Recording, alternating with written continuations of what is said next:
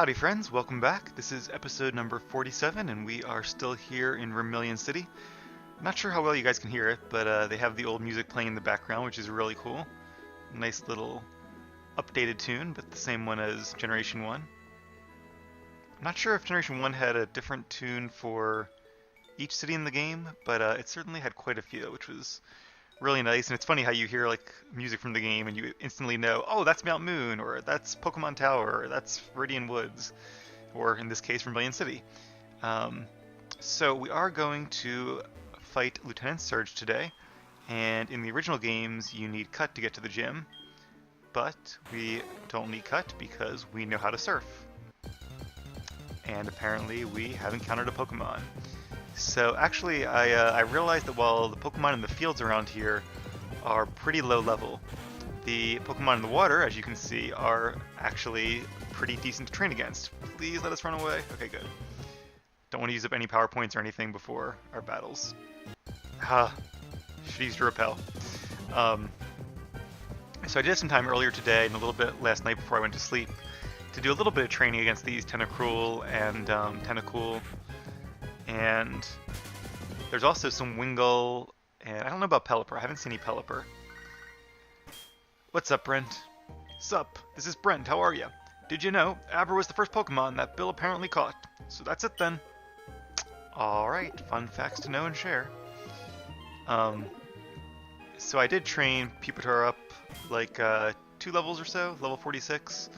And then I was curious to see, oh, what level does he learn Earthquake? Because it's got to be coming up pretty soon. And it turns out that he actually learns it at level 47.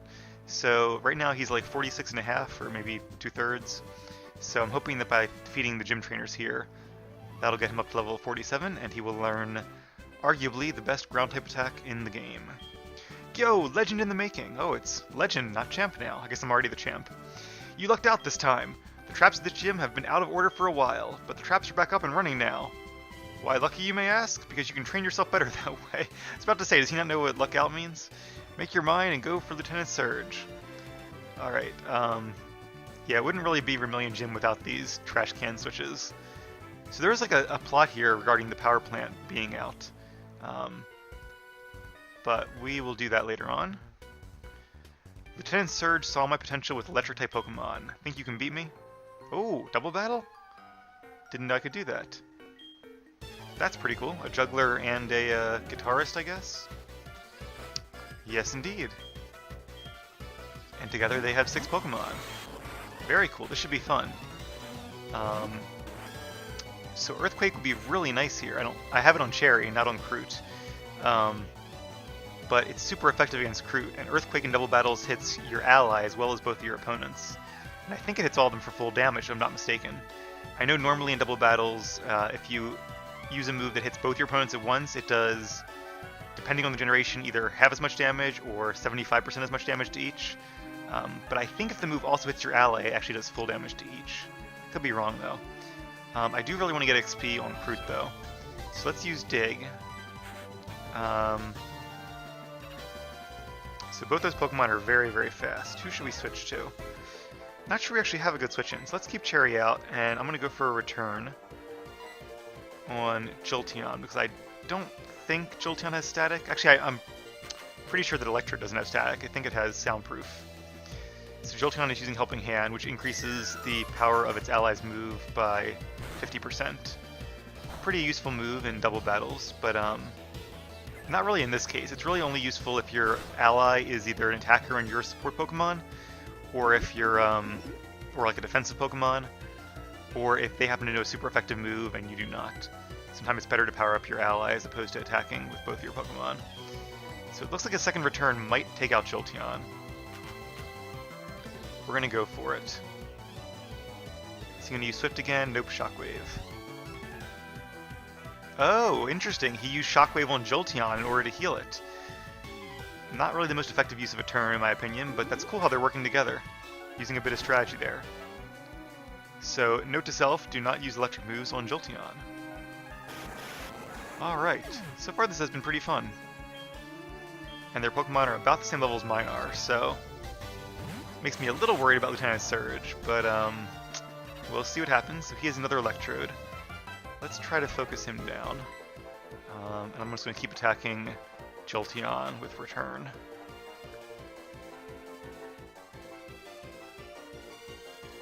Once again, healing him up with his Volt Absorbability, which, as you can tell, restores HP when the Pokemon is attached by electric attacks.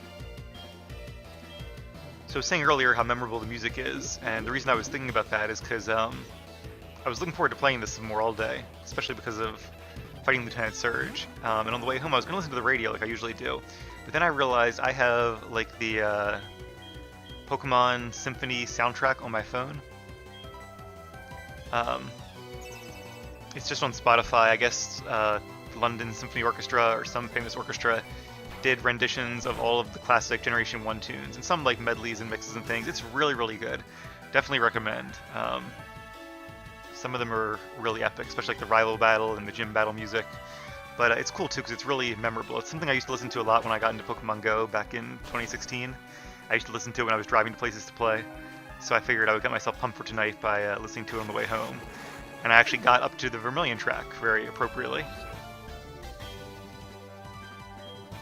And it's funny how if you asked me what the Vermilion music was, there's no way I would have been able to hum it in like forever, but just hearing it, I instantly know, oh, this is the track that plays when you're in Vermilion City. Another fun memory about Vermilion is that I remember when I first watched the anime on TV, the first episode I watched was when he was in Vermilion City, I think facing Lieutenant Surge. The one where he has to decide whether or not to evolve his Pikachu. And I thought it was so cool that like I'm in Vermilion City in the game. I remember like telling my mom, I'm in the same city in the game as the character on TV. It's like that was just the coolest thing for me to have all that overlap. Pokemon was one of the few franchises that really kind of had that multimedia presence. And now like Star Wars and Marvel, lots of shows and franchises do it. Now the technology is so big. But back then in the 90s, that was a big deal. Okay, so Return is not very effective against Magnemite. I don't want to use Earthquake though, because that's going to really hurt Kroot. So I don't really know what to do here. I guess we're slower. I'm just going to go for it anyway. Magnemite is part Steel type, so it will resist normal attacks. The ideal move would be Earthquake. It's just not in a double battle. We should be getting a lot of XP here. There we go. It is all split, of course, but every bit helps. So we definitely are going to use that Earthquake. And Earthquake is pretty much better than Dig in every way. There might be like very niche scenarios you come up with where Dig would be better. And I could delete Screech, I guess, because I really don't use Screech at all. I guess double battles, Dig might be useful. But just in case I encounter like a really powerful Pokemon that I have to defeat, I'm going to keep Screech for the time being. You know what I should do is maybe teach Kroot like, well, I guess it can't learn any like fire attacks. I know Tyranitar can, but not Pupitar. I think we already checked on that. So Magnet Bomb is a steel type attack, super effective. Luckily, I think it's a physical move, and Pupitar has pretty good defenses. Alright, I'm going to use Earthquake. I feel bad. Like, Cherry was really nice and didn't use any Earthquakes on Kroot this entire time. But, oh, actually, you know what I'm going to do? I'm going to be really clever here. Switch out to Olive, who will not take any damage at all. Cherry, at least being a grass type, would resist the attack, and it's pretty bulky, so I think she'd be alright. But, just to be super safe, we'll switch in Olive, give Olive a little bit of experience. So I do want to get my team to level 50 so we can do a couple more Battle Frontier battles mixed in with our Kanto progression. Oh, how shocking. Yeah, I was overpowered. Alright, now we have Earthquake. This should be considerably easier. You're here to defeat Lieutenant Surge, not if I can help it. I'm not sure how the trainers in these gyms compare to the trainers in Generation 1, but I feel like there was a gentleman, a juggler, and a guitarist back then, so it'd be really cool if they had like the same Pokemon, but obviously higher level and evolved, as if these guys powered up just like the gym leaders obviously do. I think the gym leaders do have pretty similar teams to Generation 1, with some changes and additions, obviously, but they're very much teams that make sense for them to have if they had just trained up for 3 more years. Pikachu should be no match for Kroot's Earthquake. Yep. Nice easy knockout. I guess this gentleman chose not to evolve his Pikachu, or at least not that one. So yeah, he probably had like a Pikachu and a Voltorb last time, and now he might have like a Pikachu, Flaaffy, and Electrode, for example. I don't really know what his third one is. So I'm a little worried about what levels Lieutenant Surge's Pokemon will be at, but electric types tend not to have very good move pools. Pokemon like Jolteon and Raichu have really good special attack and speed, and even Electrode, a Generation 3 Pokemon. So they can do a lot of damage to things that don't resist them, but as far as like ground types, it's really hard for them to learn good coverage moves. He might have like a Magneton with Magnabomb, but you saw how much that Magnemites did. And obviously Earthquake is doubly super effective against Magnemite and... Did I say Magnetron? I meant to say Magneton. I'm sure I'm not the first person to call it Magnetron. But, alright, let's leave and heal up real quick. Well, yeah, we are paralyzed. If you guys will indulge me, I'm gonna run back to the Pokemon Center real quickly. I'm very glad that the fence does not go all the way in front of the gym, because that would be really annoying. For a second there I couldn't see this gap, and I thought that you'd have to use Cut, and I was like, oh, I won't be able to use my full team against Lieutenant Surge. That's going to be even more challenging. But then I saw the gap, and I was really glad, because I was thinking too, like, they should just let you surf there. And it's still annoying that you have to use any kind of move to access a powerful trainer. Like, they should make it so you can bring whatever team you want. I'm kind of a little mad that apparently in this generation, the final trainer in the game, who I won't spoil, but to reach them, you actually need to have the move Rock Climb in your party. So I don't think you need any other HMs, but that's really annoying, because like, that means I can't use my full 16 with all their moves I really want to teach them. I'm going to have to teach like Meganium, Rock Climb instead of, say, Body Slam or Strength. And luckily Rock Climb is a pretty decent attacking move. I still prefer to have Body Slam or Return, but I can live with it. But like, what if I didn't have a physical attacker on my team? That's just one less move I can use. So that's not good game design in my opinion. Alright, this is all just luck-based. Although apparently in Generation 1 it was not luck-based, but now it is. They also apparently messed up with the programming in Generation 1, surprise, surprise. And no matter which trash can had the switch, there was one trash can, I think the one I'm in front of right now, that could always be the second one, even if like the first one was, say, like down here. Things you learn while watching speedrunners play. I'm not sure I could ever really play through a game like that, though. I really enjoy taking my time with the game and enjoying each battle and training up a team. Speedrunning would just take all the fun out of it for me. I'm glad people do it. It's interesting to watch, but it's a very different... It's almost like a second game. So let's go for this one.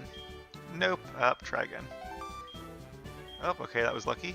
And I think it can only be one of those two. Yay, okay. Better press it. That's what Pokemon teaches you. Always hit strange switches. Alright, so I'm not going to lead with Kroot because he's like my secret weapon here. And even though the Lieutenant Surge's Pokemon are going to be higher levels, I think the fact that Kroot is immune to their best attacks and resists normal type attacks is going to be like my best bet here. Rod might be useful against Magneton, and I'm pretty sure that in the original Red and Blue, what did Lieutenant Surge have? Wasn't it like a Magnemite, a Pikachu, and a Magneton? I think Magneton was his best until Yellow. So I imagine he has at least one now. Hopefully not a Magnezone. It'd be cool if he had like a Magnezone in the rematch, but I'm not sure if they evolve into their Gen 4 Pokemon or not. Either way, I think... Actually, Magnetar would be good against Magneton too. Okay, how about let's bring out Leah. Leah's our highest level. And she's a rare water type that does not have a weakness to electric types. Hey, you little tyke! It may not be very smart to challenge me, but it takes guts! When it comes to electric type Pokemon, I'm number one! I've never lost on the battlefield. I'll zap you just like I do all my enemies in battle. Alright, here we go. Lieutenant Surge, the Lightning American. Representing our nation in Pokemon games across the world. Got its camo on there. Oh, it sends out Raichu first. I wonder if that's his best one. Or does he have two Raichu? Maybe. Now, Raichu is very fast, so it's probably going to be faster than Leah. Most electric types are known for their speed. So I'm going to use Rain Dance, that way Leah will be faster. Double Team is a very annoying move. It's going to make it harder for my moves to hit Raichu. I guess if we have to, we could bring out Togekiss and use Aura Sphere, which is guaranteed to hit. But Togekiss is of course weak to electric attacks, so hopefully it won't come to that. I'm not sure how Raichu's special defense is. I think it's okay. It might survive this. Yeah. Just because it's a level higher. And after 2 double teams, my moves will now have a 50% chance of hitting it, and it might be low enough that Lieutenant Surge might use a Hyper Potion or a Full Restore. Probably a Full Restore at this point in the game. Yep. That's annoying. I probably should have used like a Dragon Pulse and then a Surf, so it didn't hit into that range, but at least we made him use one of his potions. Not sure how many he has, but it's not limitless.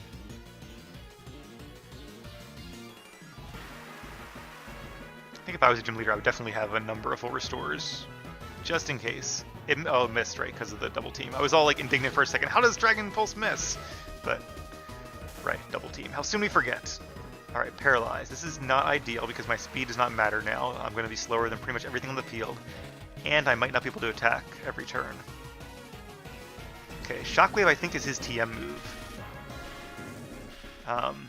They should have given him Thunderbolt, just like the original games, when he had a really good TM move on all his Pokemon. But Thunderbolt, as you remember, we get from the Game Corner.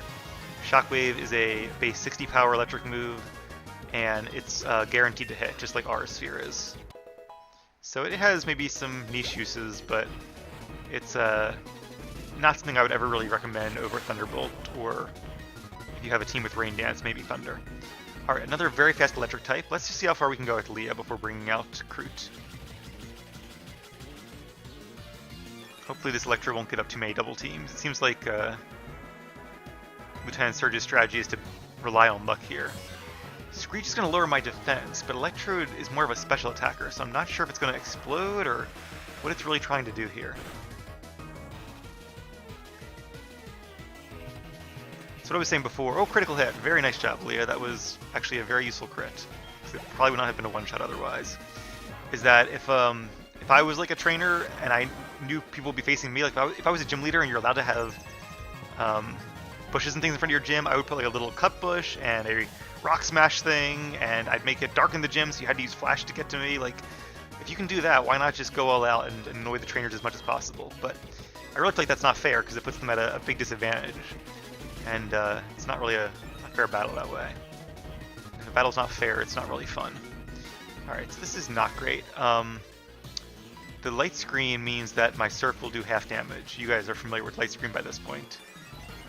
But it's better than Reflect in this case, because what I really want is for Kroot to be able to do lots of damage to this Electrode. Wow, was that 3 double teams? That means we're at like a 40, low 40% chance of hitting him. And even if we do, it won't do too much damage. So this is getting to the point where we might have to bring in Togekiss just to actually get some damage on it. So I'm not sure this Electrode could do much to Kroot, but I wouldn't want to risk it because it's going to take a while for Kroot's Earthquakes to finally hit. I'm surprised he has 2 Electrodes as well, not like an Ampharos or something. I think in yellow, Lieutenant Surge had just a Raichu, kind of to imitate the show. You know what? No, I think I'm wrong. I think it was a Pikachu, a Voltorb, and a Raichu in the original games. What game did he have a Magneton in, though? Maybe it's this game? Or maybe I'm thinking of the 3rd gym leader in Generation 3. I know he had a Magneton as his best, I think. Again, it's really funny how in the earlier games, a lot of gym leaders' best Pokemon were Pokemon from previous generations. It's only in the... which makes sense, it's still part of their national decks, so... or their local decks. Regional decks is what I'm looking for. So it's always kind of weird when they have all new Pokemon, but it seems to be a trend they've done more recently. Alright, so because Leah has good defenses and good resistances, or at least takes neutral damage from Shockwave, and because Shockwave isn't a high base power attack, we have made it through most of his Pokemon. I'm guessing he either has another Raichu or an Ampharos. Lieutenant Surge is not being really smart when it comes to training his Pokemon, because if I was him I would have given them all Thunderbolt, in which case Leah would have been defeated by now. And she hangs on with 1 HP. Good job. We're almost out of Surf power points. But it is our best attack, and we are holding the Mystic Water, so I'm going to keep using it. Alright, you did a really good job, Leah. I wasn't expecting you to hang in there that long, no offense. But let's go ahead and bring in Kroot. do some real damage now. So I'm glad I didn't train my Pokemon up any higher, because we're actually about the same level as Lieutenant Surge. And that's a good sign, because that means I can keep them all around this level, or just let them get XP naturally as we go through the rest of Kanto. We will, of course, try to fight any random trainers we encounter. But I probably won't do too much more grinding against wild Pokemon. Oh, Electabuzz. Okay, that's cool.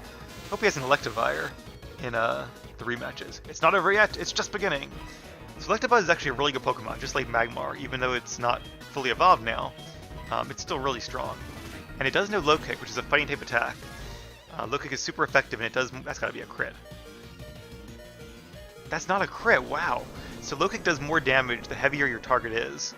So I guess Pupitar is actually pretty heavy. Low Kick would have done a ton of damage to Tyranitar, because Tyranitar, being part Dark type, is doubly weak to fighting, and also very heavy.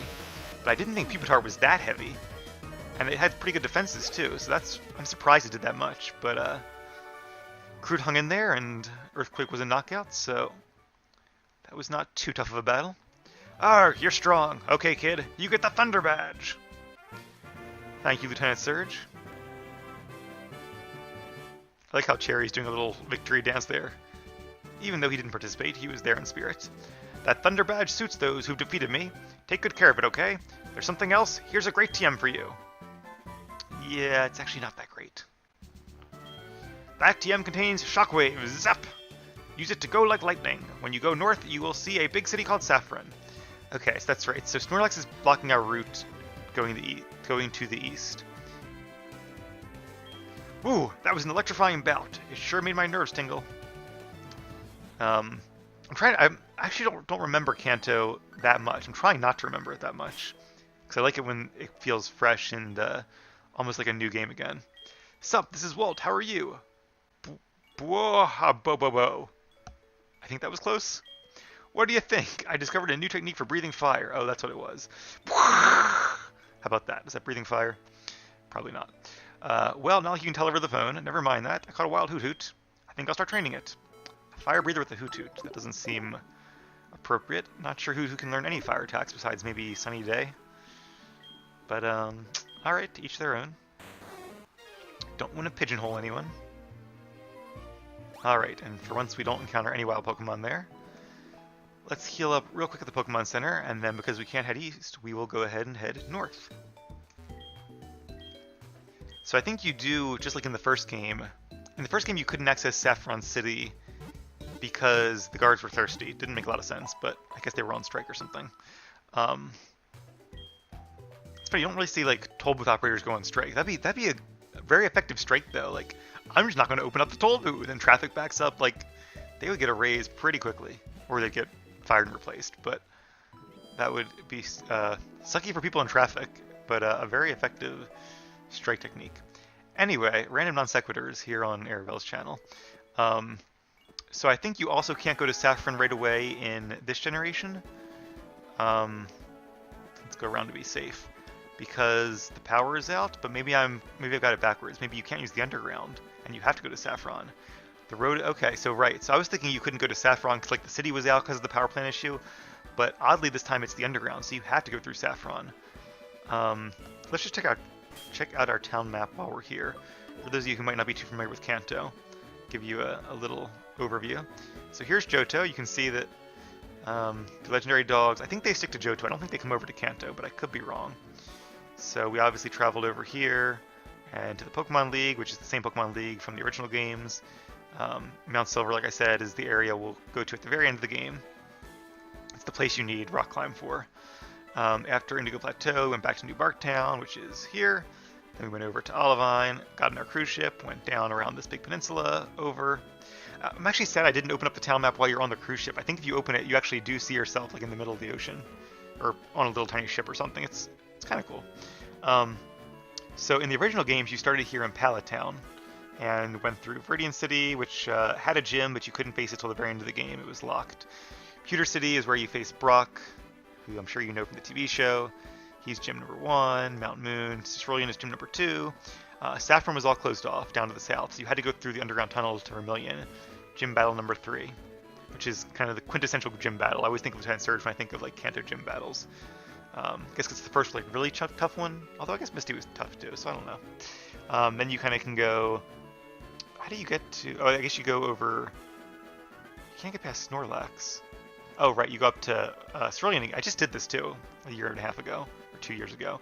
Through Rock Tunnel to Lavender, and then you can go under this way to Celadon, beat the 4th gym. Then you can get the Pokeflute, clear out Snorlax, go down and defeat Koga at the 5th gym. Koga, you might remember, is now promoted to the Pokemon League, but there is a new gym leader we will see in a little bit. And then once you do all that, you can finally go to Saffron. Sabrina is the 6th gym leader, then you can surf to Cinnabar, and then this gym unlocks, then you go to the Pokemon League, and yay, game is over. However, in this generation, you start at Vermilion, because that's where the cruise ship gets out. And I think we're going to be going to Saffron next, and then maybe Celadon, and maybe Cerulean through Saffron, and then to the power plant, and then we'll access this area of the game. I know the main goal is kind of to get to this left side of the board, but that'll be a while. And I think even if you go to Fuchsia City, I don't think you can go south from there.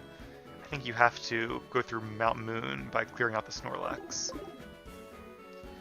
Not entirely sure, but that's good, because it'll be a new experience for both of us, unless you've seen it before or played it recently and remember more than I do, in which case it will not be a new experience for you.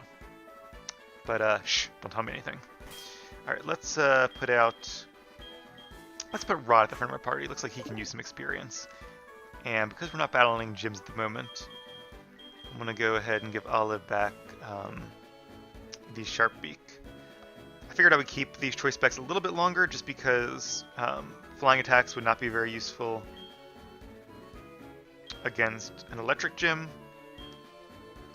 So I kept the choice specs to power up our R-Sphere or Shadow Ball. But not sure who will be fighting next, but they may be using Pokemon that are not resistant to flying attacks. Welcome to Saffron City, home of the Magnet Train. Well, that's what I normally say, but the Magnet Train isn't running now. It's not getting any electricity because there's something wrong with the power plant. So all the lights are on. It's kind of odd. You would think the power plant would power up everything, but I guess not. I guess like the Pokemon Center has emergency backup power. Like the street lights are on. Maybe the power plant's only for things that require lots of power, like the train or somehow the underground. I'm not sure why you need power for an underground tunnel. I guess for like lights or ventilation. Wonder if Elon Musk has played Pokemon. He would love this game with all his tunneling everywhere. He thought he was so clever for coming up with the idea to tunnel under LA, but apparently Game Freak came up with the idea of tunneling under Saffron a long time ago. Self Company, I'm not sure we can go too far in here. Unlike the first game where it's a really big area, here I think it's just like the first floor. But who knows, maybe I'm wrong. The elevator's out of order because of the electricity, okay. Oh, we got an upgrade, that's right. They make the upgrade, which is what you use to upgrade, I think the upgrade is Porygon to Porygon 2, and there's another item that upgrades Porygon 2 to Porygon Z. I don't think it's the upgrade, I just don't remember what it's called. It'll come to me eventually. Alright, so not a lot to do here, really. Cool little statue. We'll have to remember to come back here. Let me make a note of that, actually, once the power's up and running. You probably can't go to, like, most of the floors, but, maybe you can just go to the top floor and talk to the president. That'd be cool. I don't know what he gives you. Not another Master Ball, unfortunately. I like how there are fire hydrants here. It's the details that make things interesting. This is a lot of fire hydrants, though. Must make the fire marshal very happy. Is this Mr. Psychic's house? Don't call me Uncle Psychic, Mr. Psychic's house. Not sure anyone has called him Uncle Psychic, but okay. Maybe that's an inside joke I'm not getting. He looks like a fisherman. I got it. You wanted this. TM29, Psychic. So remember a while ago I said that if we wanted to teach our Togekiss a Psychic type attack, and we regretted getting rid of Extra Sense 3, we could always teach our Psychic. This is where that comes from. But I actually like our current moveset quite a bit. I think it has better coverage and better super effective coverage as well, so we're going to stick with it. I mean, we could face Sabrina. Sabrina could be tough, though. I think I'm probably going to wait to face her until we evolve Kroot into Tyranitar. Kroot's going to be our MVP throughout most of Kanto, it seems like. Is this really an alley? This isn't really much of an alley. This was a Copycat's house in the original game. Wonder who lives here now. Apparently a Blissey.